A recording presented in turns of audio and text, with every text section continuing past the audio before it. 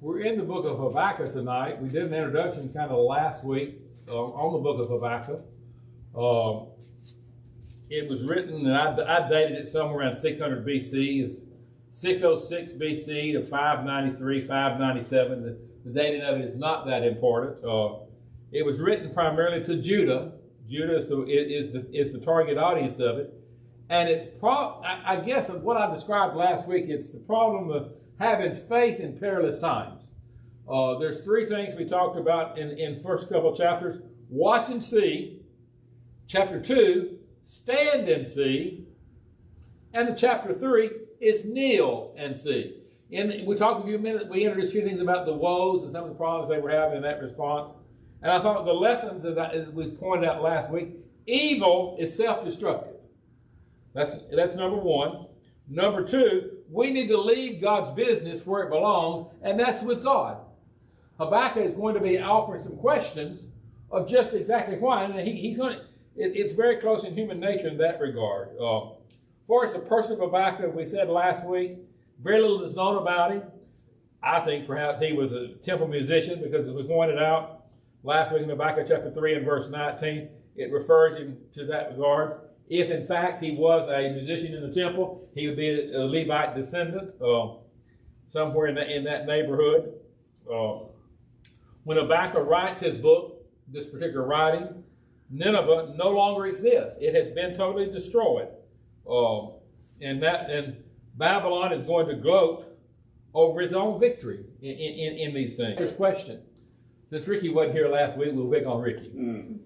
Why does God allow suffering of righteous people at the hands of evil folks?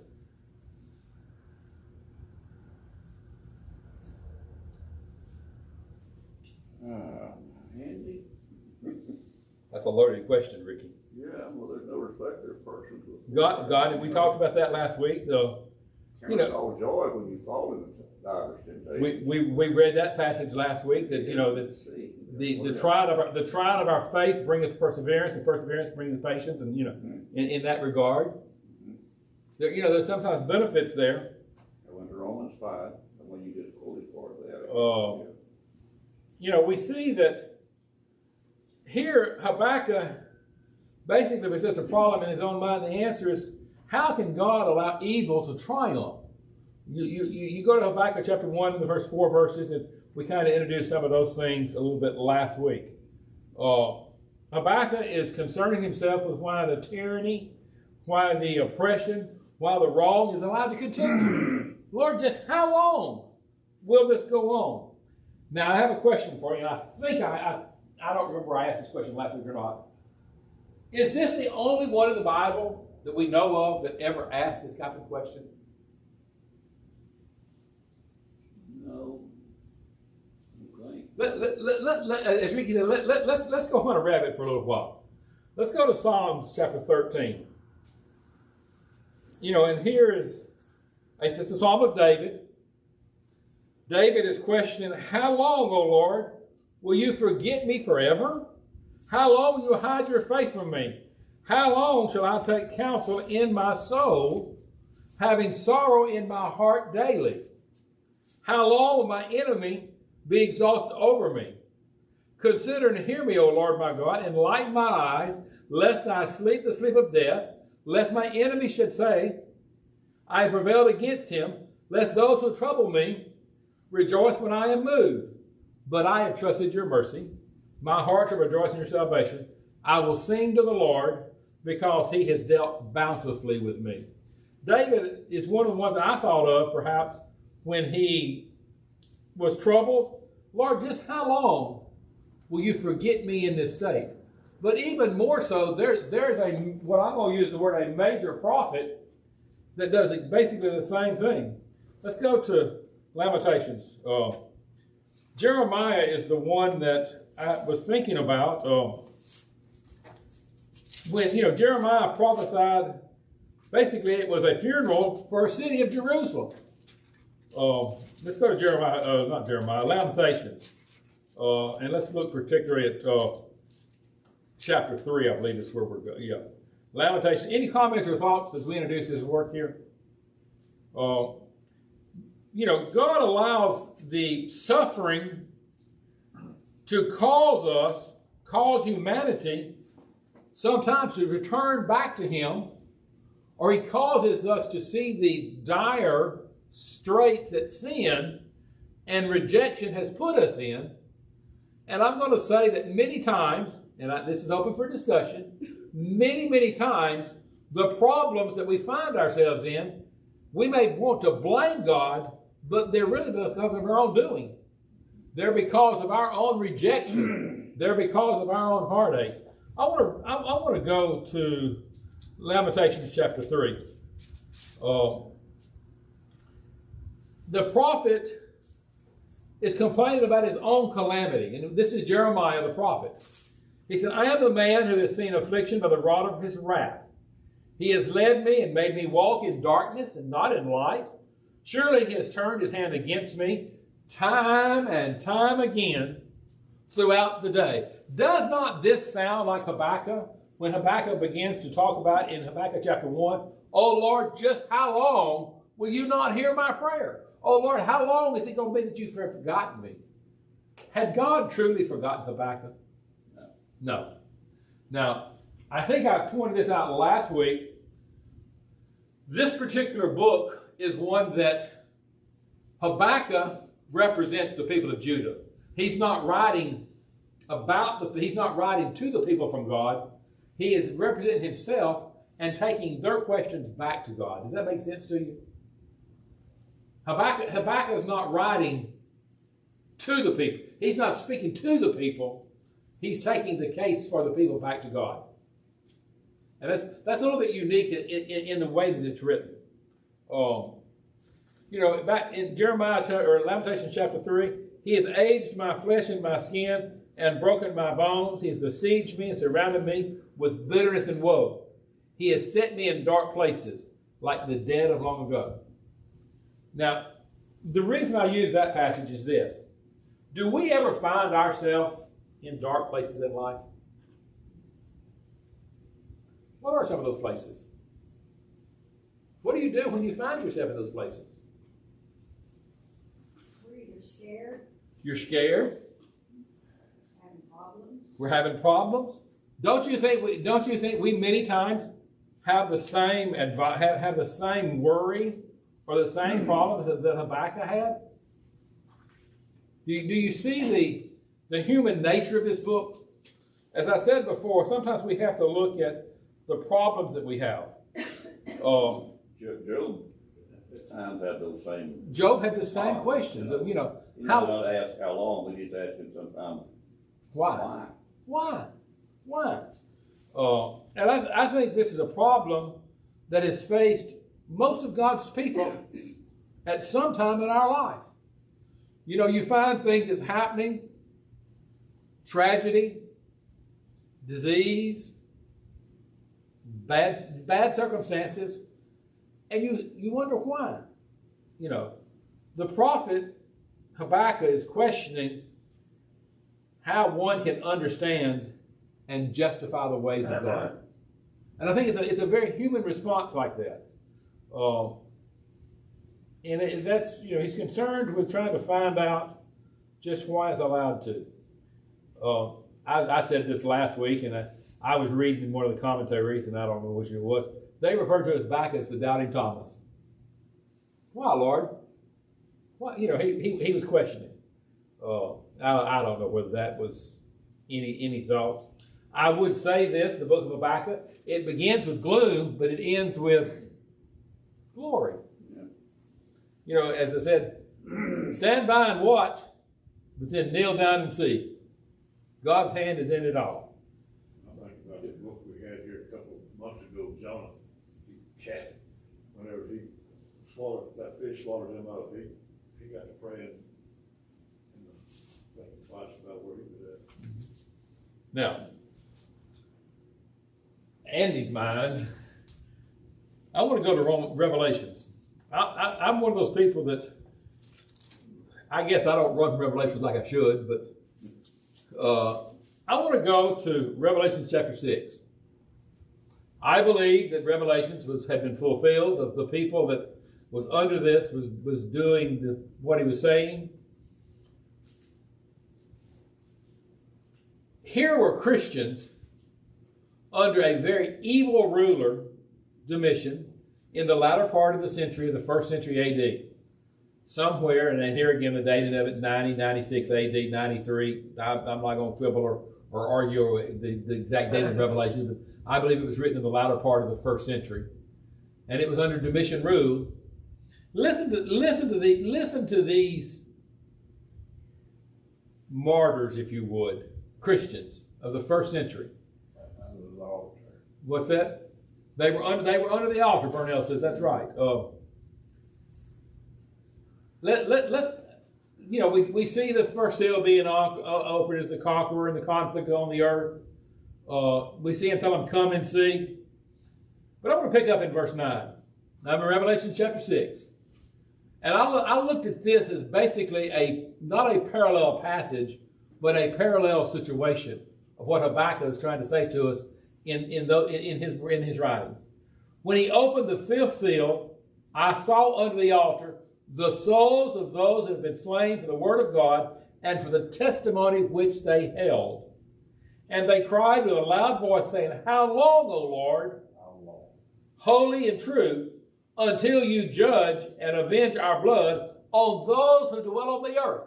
Now do you see the questioning? How long, Lord, are you going to allow Domitian, or the rulers of the time, those that's causing, those that are afflicting the people of God, those that are putting us to death, the souls of your saints? Then a white robe was given to each of them, and it was said to them that they should rest a little while longer until both the number of their fellow servants and the brethren who would be killed as they were was completed. Now, in Andy's mind, what God's telling them there, wait just a little bit longer and let me finish my job. And I think that's basically what Habakkuk is saying to Judah as they were being afflicted, as the Babylonian captivities of the Chaldeans was about to invade and come over them and destroy them because of their evil. Now, there's a little bit of difference there, and I understand that. Judah was evil. Judah had rejected God, and those in Revelation chapter 6 was the martyrs. But it's quite common. It's quite common for people when they're in desperate positions and they see what they think to be injustice to cry out and ask why. Ricky used the idea of Job. Job is an account, and I think from time to time it's just how long? Here again, I don't want to stretch the context, but I think the Apostle Paul said, I have a desire to depart and be with God, which is far better. But it's more needful that I stay and work with you. He recognized that let God's business play out. Let God's business happen. Any thoughts, comments, or questions? Anyone? Jesus on the cross. What? Jesus on the cross. Right there at the end, he was like, have you forgotten me? I didn't think about that, but I think that's a good point. Anyone else? Any thoughts? Let's read the first 11 verses of Habakkuk. The burden which the prophet Habakkuk saw. O Lord, how long shall I cry, and you will not hear? Even cry out to you violence, and you will not save. Why do you show me iniquity and cause me to see trouble? For plunder and violence are before me. There is strife and contentions arise. Therefore the law is powerless, and justice never goes forth. For the wicked surround the righteous. Therefore perverse judgment proceeds. Look among the nations and watch. Be utterly astounded. Now, the first 4 verses is Habakkuk's question to God. Picking up in verse 5 is the Lord's reply. It's how God answers him back. Look among the nations and watch. Stand by, Habakkuk, the rest of the story. It's coming. For I will work in your days which you would not believe, though it were told you. I'm going to do things, Habakkuk, that is just absolutely beyond your comprehension. I can tell you, but you're just not going to believe me. Did I miss that thought? I think that's what he's saying. He says, which you would not believe, though it were told you. For I indeed am raising up the Chaldeans, a bitter and hasty nation, which marches through the breadth of the earth, to possess dwelling places that are not theirs. They are terrible and dreadful. Their judgment and their dignity proceed from themselves. Their horses are also swifter than leopards and more fierce and even than wolves. The chargers charge ahead. Their cavalry comes from afar. They fly as the eagles and hasten to eat. They all come for violence. Their faces are set like the east wind. They gather captives like sand. They scoff at kings, and princes are scorned by them. They deride every stronghold, for they heap up earth and mountains and seize it. Then his mind changes, and he transgresses. He commits offenses, and ascribes his power to his God. What is he just? What has God just told us, man, Habakkuk? What's he describing? The Babylonian. The Babylonian army that's coming. They are stronger. They're mightier. They're more evil. They're more hostile. They are wicked. They are just. They're going to scoff at your kings. Their horses are going to be faster than eagles. Their judgment precedes them. They're arrogant. They're self-sufficient. I don't know what all words I would think about that they're describing. They'll be feared. They're a law unto themselves. They're not going to care what Judah's doing. They're going to destroy you. Why? Why does God allow this? Because of their disobedience. Judas. Because of Judah's disobedience. Because of their arrogance. Is the first 4 verses there, is he talking about Judah, the conditions in the land of Judah? You know, there's no judgment, the law is slack, that nobody pays any attention to the law. You know, and how long am I going to have to watch all this? The Lord begins to tell him in verse 5, well, hold on just a minute. Their punishment's coming. Yeah, God's people are committing violence against the law. I think it's showing kind of what they're doing against it. So it's setting the stage. You think you're bad? Hold on, folks. You think to see bad. Yeah. You think you plundered? You just wait till the Babylonians get through with you. Now, that's the way I looked at it. Habakkuk, he's saying these things, but he's pointing out that the law is powerless, the justice never comes forth, the wicked surround the righteous, perverse judgment proceeds, and God says, you hadn't seen nothing yet. Now, there again, I'm not trying to be funny, I'm not trying to scoff at how God answers Habakkuk. But I think that's what he's seeing there, is the fact that it's going to happen. When the question that Habakkuk is answering is, when will justice be achieved? Did God seem indifferent to this? Do you think God cared that these people were doing that? Yes. He absolutely did. The Lord uses lots of folks. What? The Lord uses a lot of folks that we might not think he would use, but he uses folks to bring about his intention, his will. You walked right into my question. You walked right into my question. Does anybody remember the question I closed the class last week? Yeah. What was it? Brenda, read it to us. Why does God seem in conscience by tolerating the wicked? Okay, that was one of them. But the question is, does God allow evil today to check us into obedience? What? Yeah, I don't think so. Does God allow the circumstances in life to cause us or to bring us to our knees? Yes. Folks, I told y'all last week, I cannot explain God's providential care.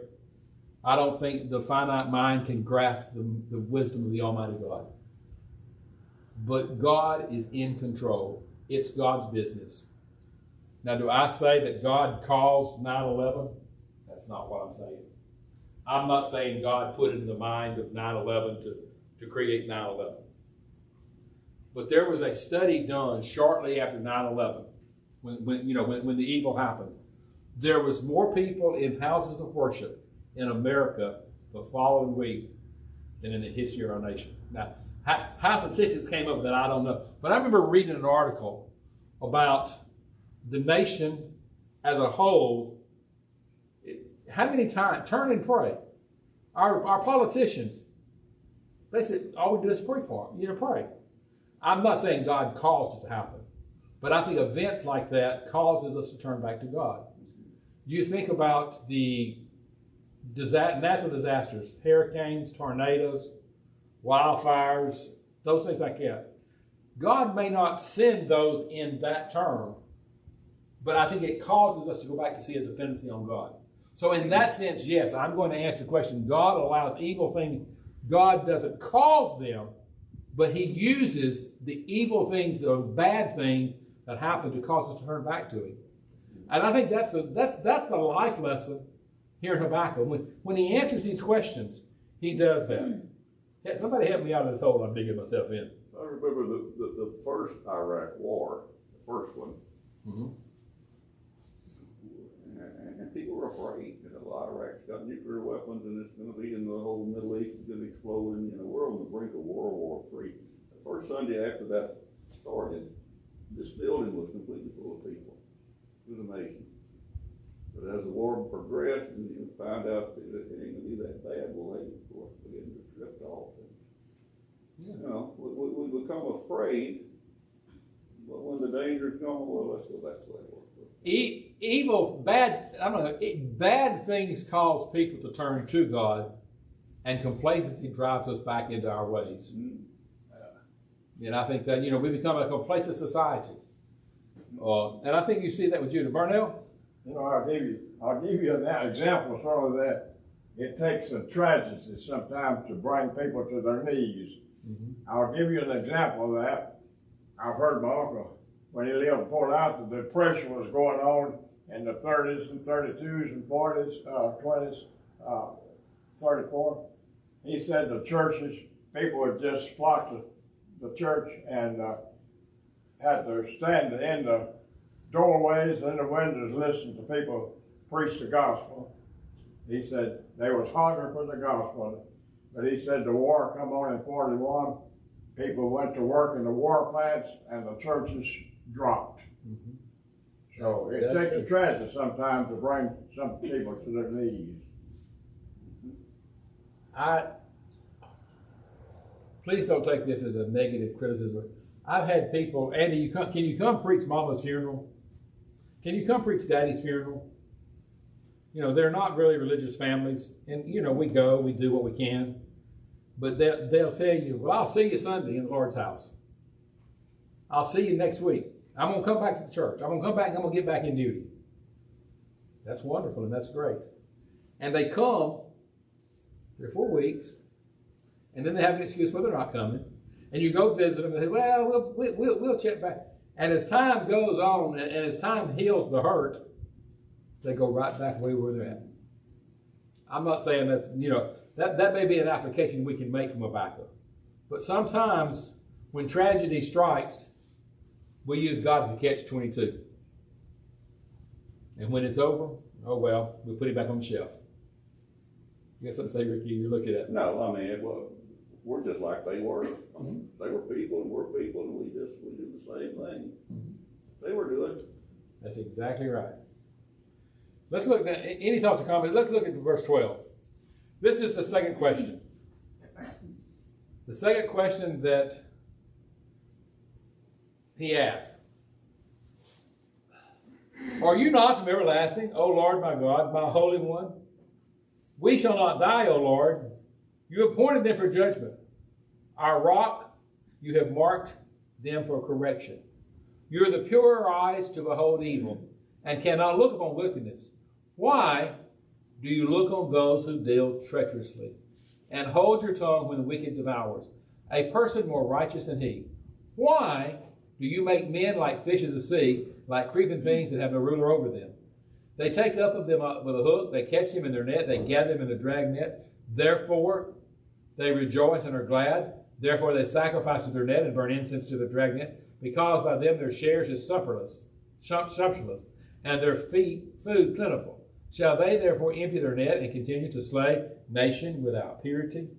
The second question that Habakkuk has answered is simply this. Why? Why? He's still wondering why God uses such a corrupt people He says, God, your eyes are pure. You don't look upon evil. You don't deal treacherously. But look at the Chaldeans and all the things they're doing. They who deal treacherously, and those who allow these things. Thoughts, comments, or questions on that line? Any questions? He's in a dispute with the Lord. He's arguing with the Lord, questioning the Lord. Some commentators say that y'all may have said this last week. Habakkuk means what does it mean? Wrestler. Yeah, wrestler. Yeah, it's a wrestler in the south. It's a wrestler in the north. Okay, it's he's. I think the idea of it was, he's a heartener. He's an arguer. Can man argue against God? You can. Can you win an argument against God? You're not going to win an argument against God. No. But yet we sometimes think we need to try that. Habakkuk uses this idea as using that thought. He just simply asked the question. Let me get back to my notes. There's two things that I've been back in verse 12. O Lord my God, my Holy One. He recognizes the everlasting and the holy nature of God. If you can do that, why then can't you accept the nature of it? Thoughts, comments, or questions? Why, here, look at the why. Why do you make men like fish of the sea? Why? Like creeping things, they have no rule over them. But are men like fish? Now that's an Andy question. Think before you answer. Micah? They can be. How? Expound on that for me. They go with the flow. They go with the flow? They go with the group. They go as a school. School. You know, a little bitty tiny fish goes down under the rock. The shark can't get him. Why? Because the shark can't get in the tight spot. You know. But he points out here, they have no. Why the creeping things? They have no ruler. They have no direction. They just kind of drift. You know, they just kind of swim along the sea, and sometimes they're lucky enough to get under the rock. The shark can't get them, or the catfish can't get them, whatever. The big fish can't get them. But they have no direction. Then they take them all. They throw a hook in them. They're so innocent. I've used this analogy in different sermons, and I hope it makes sense here. My grandpa Addison used to catch hogs, Edgar. You know how he did it? You may have heard me preach on it. I've seen my grandpa set up a hog pen down there in the bottom of the Sabine River, and he'd take his old bib overalls, and he'd put it full of corn. And he'd start walking out there where the hogs at. He'd drop 3 or 4 corners on it. Then he'd get a bit closer, he'd drop 3 more. He'd drop a little bit more. Then he'd drop a little more. Then he'd drop a handful of it. Then he'd drop another handful of it. Then he'd drop 2 handfuls of it. And then when he got inside the pen, he'd just pour a whole pile out. And he'd step back out there and he'd watch them. And the old sow, she'd come along and she'd get the little bit and she'd get to eating the corn down the hole. She'd forget. She wouldn't see the danger when she went in the pen. And she'd lead the whole little herd of them in there. And then by and large, her complacency ended her in boiling water. You know, we're much the same way. We put on our blind. These fish, they swim through the ocean. Somebody throws a net out there. Guess what? They're caught. They take them, they catch them in their net, they gather them in their drag net. Therefore they rejoice in their bread. Therefore they sacrifice in their net and burn incense in their dread, because by them their share is sumptuous, and their food is plentiful.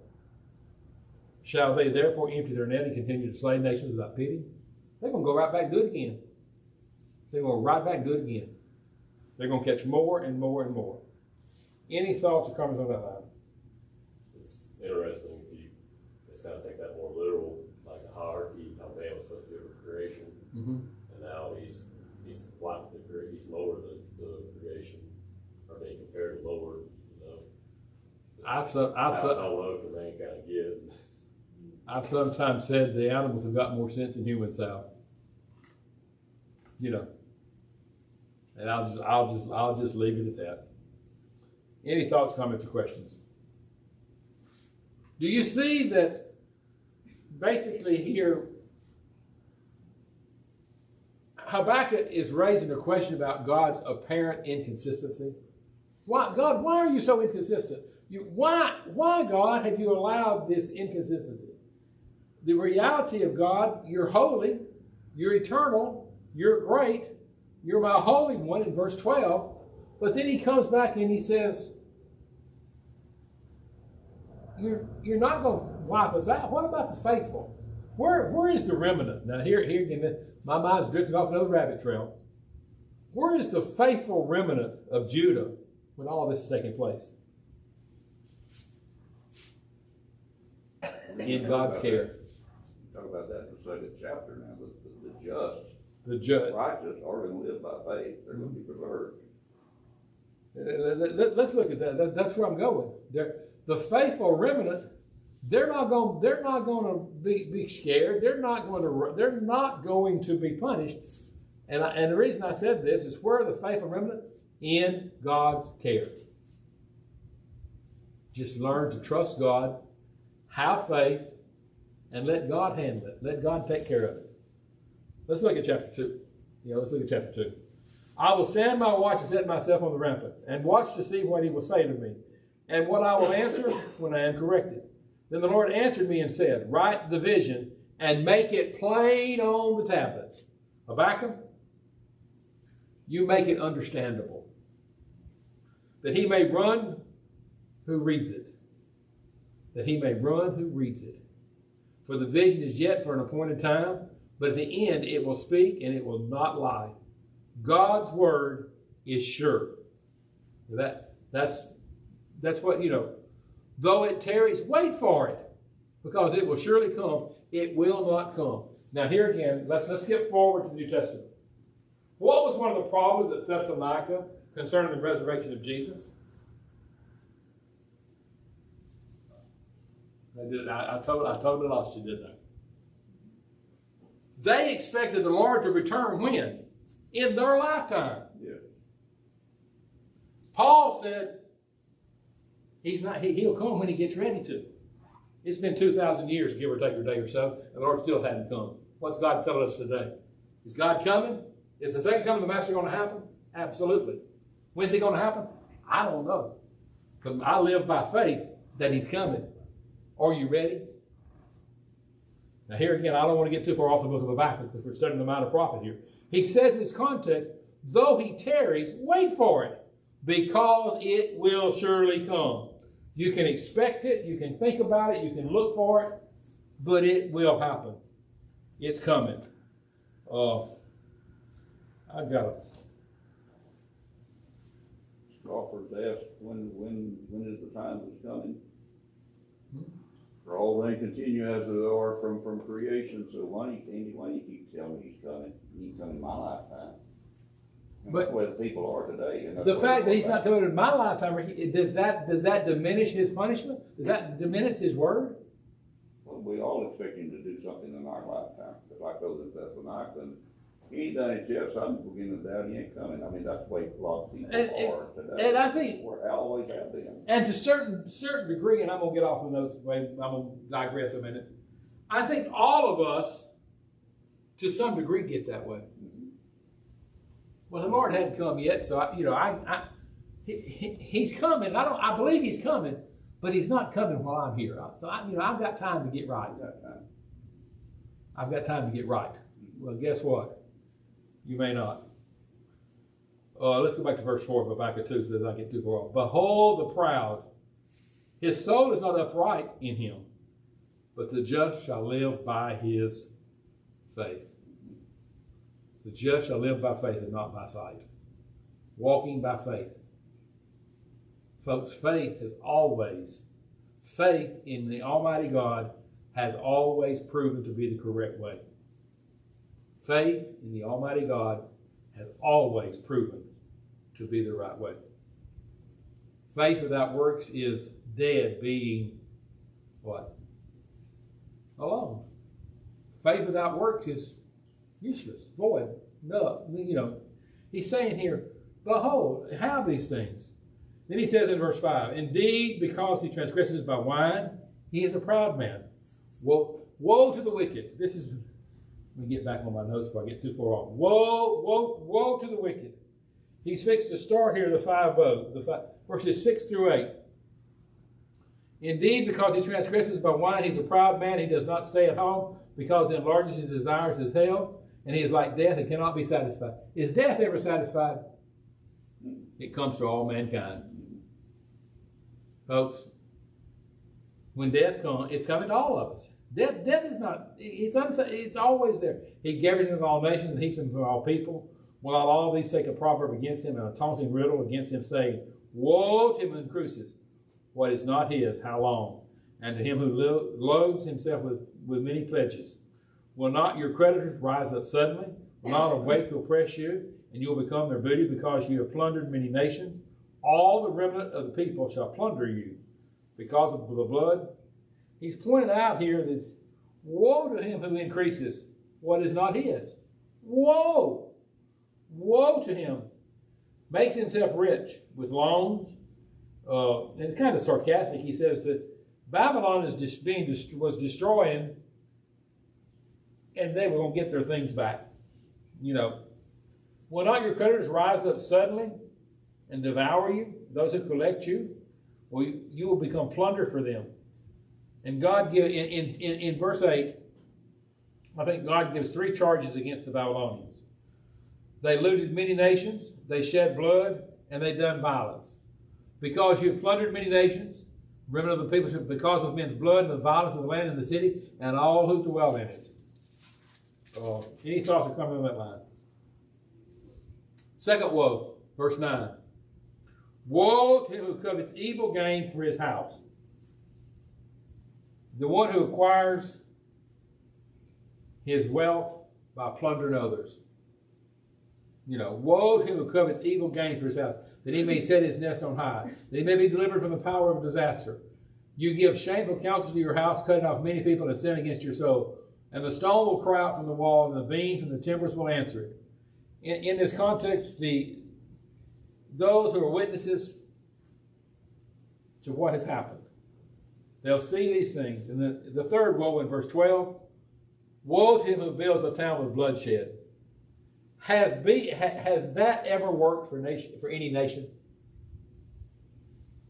Built his own violence and bloodshed. I don't think it has. You think about the building of cities with oppressed labor, it's not profitable. And here again, go to Revelation chapter 6 and verse 10. Just simply stand by. Any thoughts or comments? Any questions? Verse 15 is the fourth woe. Well, the third woe is verse 12 is those who build cities with bloodshed. The fourth woe is woe 15. Woe to him who gives drink to his neighbor, press him to your bottle, even to make him drunk. To make them evil, to be filled with disgrace, just as they've done to other nations. They were disgraceful, and it's happening to them now. You filled with shame instead of glory. You also drank, and you were exposed as uncircumcised. The cup of the Lord's right hand will be turned against you, and utter shame will be of your glory. The proud's going to be humbled. They're going to be taken down. The violence done to Lebanon will cover you, and the plunder of beasts which made them afraid, because of men's blood and the violence of the land and the city, and all who dwell in it. What profit is the image? What its maker should carve it. The molded image, a teacher of lies, and the maker of its mold should trust it, to men who makes money. And then verse 19, woe to him who says, wood, awake, to silent stone arise, it shall teach. Behold, it is overlaid with gold and silver, yet there is no breath in it at all. The idolatry. Do you see the woes here? The vanities, the sin, the idolatry, the drunkenness, the division, the bloodshed. The woe. I don't want to get too far off, but verse 15. I started to chase a rabbit down that one. Woe to his neighbor. Woe to the one that makes his neighbor sin. Ricky, you made me do it. You remember the old Flip Wilson story? The devil made me do it? Yeah. We always like to blame somebody else, don't we? Yeah. Whose responsibility is it? Woe to him who gives drink to his neighbor, pressing him to the bottle. Has anybody ever made you drink? You think, and here again, I don't want to get off the outline. You think about peer pressure. And that's kind of what I've got in my notes here on verse 15, is we force people by peer pressure, and it's not just young pressure, adult pressure, whatever, to go along with us. If you come along and, we can do it this way. You see in a certain, here again, don't let me get too far over the outline, but you see in the church today, divisions. I'm going to go over here and I'm going to get Ricky to side with me, and we're going to go down and get Edgar to side with us, and we're not going to worry about Burnell and Micah and Jeff over here. We're going to go back here and we're going to make it Randy, and that's going to be 4 of us against them 3. And we're going to go to a business meeting and we're going to call for a vote. Now, if I missed the vote, Ricky's looking at me like I have lost, You see here that this woe to him who gives drink to his neighbor. Present, folks, it's your own fault. That's what he said. It's your own fault. You'll be, in verse 16, you'll be filled with disgrace. You'll be filled with shame. You'll be exposed. And thoughts or comments on that line? Any questions? Chapter 3 is the prophet's prayer. Chapter 3 is it's the blessing. God's majesty in delivering his people. Kneel down and see God's handiwork. Any thoughts or comments? Any thoughts down through chapter 2? I wanted to cover the woes that they talked. We said we'd cover that.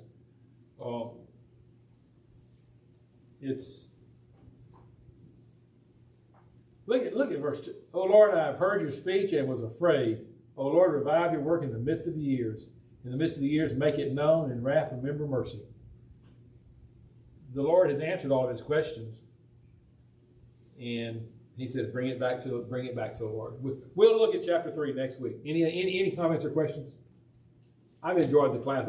I hope I'm answering your questions, or at least causing you to think about these minor prophets.